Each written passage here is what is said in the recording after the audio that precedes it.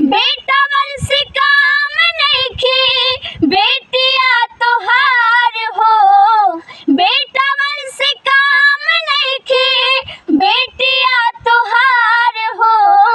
कबो ना समझिहा पापा बेटी होली भार हो। कबो ना समझिहा पापा बेटी होली भार हो। जवना अंगनवा बेटी लेली हो जनमावा फूल जस फुलाइल रहे पापा ओ भवानवा।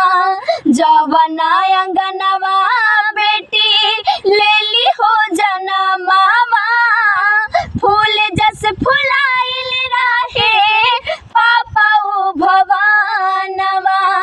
बेटी से चाह के पापा घरवा दुआर हो।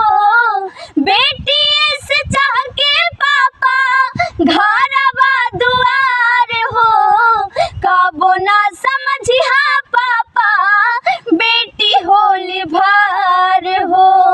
कबो ना समझिहा पापा बेटी होली भार हो। बेटा वंश काम नइखे बेटिया तोहार हो। बेटा वंश काम नइखे बेटिया तोहार हो। कबो ना समझिहा पापा बेटी होली भार हो। कबो ना समझिहा पापा बेटी होली भार हो।